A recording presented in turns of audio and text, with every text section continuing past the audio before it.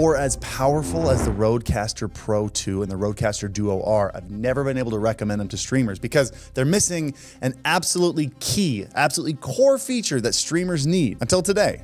Okay, well, until like 2 months ago. I'm a little slow to get this video out. Rode dropped a massive update for these devices that added virtual channels, meaning now you can separate your audio sources into game and music and Discord. So like every other streaming audio device out there, you can control each one individually. Something that is an absolute core necessity for a streaming device. So now that I can actually recommend this thing, do I recommend it? Or is the $500 and $700 price tag still just making it not worth it? Let's talk about it.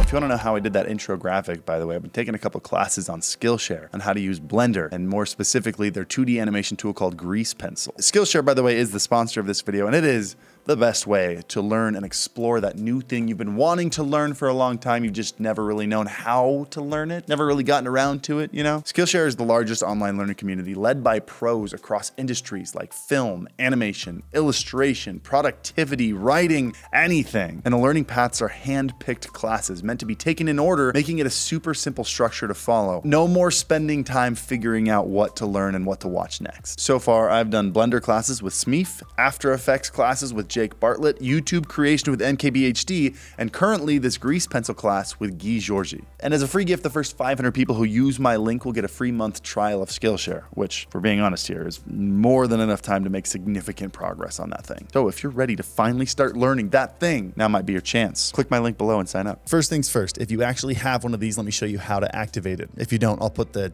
timestamps in the little play scrubber thing right there, so you can just skip this section if you don't need this. But you're gonna need to do 3 quick things. You're gonna need to update software on your computer, update software on your RodeCaster, and then actually activate the new feature. You can download the drivers for the PC at the link in the description down below. To update your RodeCaster, just make sure you have the most current version of Rode Central, and then in there you can update your firmware on your RodeCaster. Lastly, the thing you'll need to do is go into settings, go into outputs, go into multi-track, go into USB 1 input, and make sure you switch it to expanded. And now if you try to assign a track on your RodeCaster, you'll see all these extra inputs here, when before there was only 2. You have your main USB, which is kind of like system on other streaming devices. You have your chat, which is for Discord. Then you have your gaming channel, your music channel, and 2 other virtual channels for anything you might need, titled A and B. So if I want to assign this fader here to channel A, I just tap on channel A, hit the check mark, and now channel A.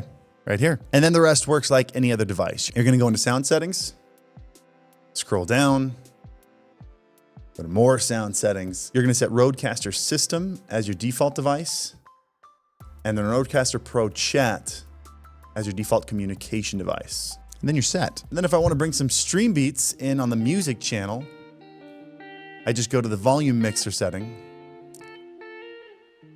I would grab Spotify and make sure that's coming through Music RodeCaster. And now you can see on my RodeCaster here, the fader that I've set to music there controls the volume of my music. And look at that, you got some smooth, copyright-free lo-fi for your streams for free. Link to stream beats down below. So it's great that these powerful devices can finally do this, but none of this is new and exciting. In fact, they finally just added the features to this device that the Go XLR invented like 6 years ago. So is there anything actually new and exciting about this?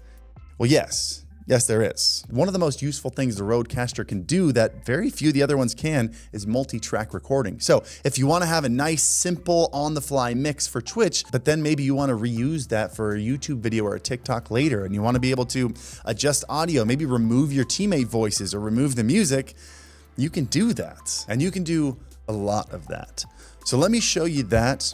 And then I want to get into my final thoughts of this entire device. So if you're not interested in multi-track recording, again, play ahead down below, skip this section, but I really want to show this to you. Near the same setting that we went to earlier in outputs and multi-track, we adjusted USB input to be expanded. But if you go into USB output and you choose either pre-fader or post-fader, you'll notice that when you go into OBS and you go into your audio settings, if you grab a mic input, you have every single input on this thing that you can create a separate track with. So if I want to have microphone 1 and microphone 2 as their own tracks, completely separate from everything else, I would grab combo 1 and combo 2 as other mic auxiliary audio channels. You can see I'm actually doing combo 1 right now. That way I have the full mix as one track and then my mic soloed out as another track, recording to separate tracks. And if you want any of the virtual channels separately, like music, maybe you want to be able to remove that later, that's going to be in your desktop audio devices. And you can see I can go to music, RodeCaster right here. You can see the music is coming through in that audio channel I just made. It's not coming through in my mic, but if I turn it up on the fader, it's coming through in the mix too.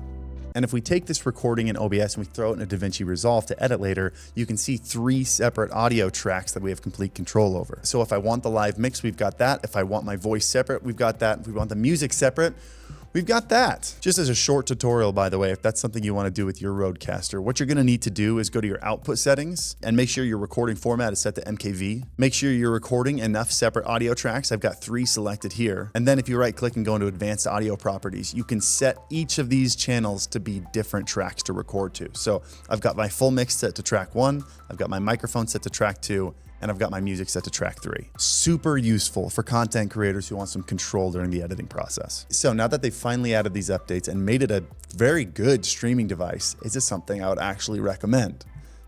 Well, the RodeCaster Duo is a $500 device that does pretty much everything all the other devices do combined, with a couple asterisks. I want to talk about what those are. To give some examples, you have dual USB for plugging into 2 PCs, a lot like the Beacon Studio, with an asterisk. You have voice changers and sound samplers in these buttons, a lot like the Go XLR, with an asterisk. You have powerful built-in voice effects with, I'm not going to keep saying with an asterisk, you get the idea. You even have really great physical faders, something we've been missing. 4 on the RodeCaster Duo, 6 on the RodeCaster Pro. No asterisk on that one. They are great faders. And you can even program these smart buttons to control OBS, a lot like a Stream Deck, and change your scenes or turn off sources. But all of these come with slight setbacks. For example, the dual USB is really great, but the Beacon Studio can get 4 different audio tracks from the second PC. On this one, you're limited to a single channel both directions. Not a deal breaker, just something to keep in mind.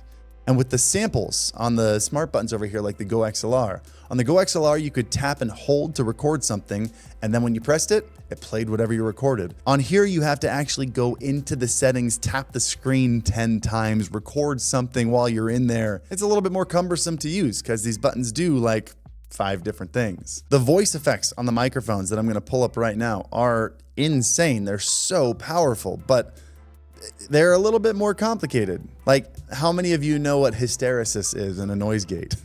I don't even know what that is. It's not a deal breaker because it's a set and forget kind of thing. You adjust it once and you never touch it again, but it is going to take you a little longer to set up your microphone. And in order to use these smart pads to control OBS, you have to download a MIDI plugin in OBS, and really, you're going to have to watch a tutorial or 2 just to set that up, versus the drag and drop experience that we've come to love from Elgato. Keep in mind, these criticisms sound way harsher than they need to, because at the end of the day, this is a device that does everything. When you have a device that does that as powerful as this does, you're going to need to tap through a few extra settings. That's just the nature of it. Plus, there are a ton more major advantages to this thing that I didn't mention. Like, for example, all the crazy I/O. If you want 2 or 4 microphones and headphone jacks, you've got this. If you want to connect a phone to it over Bluetooth and call someone in and have their voice on your stream, you can do that. If you want their Rode wireless microphones, you can connect it directly to this, and you're free to move around your room while still having great audio.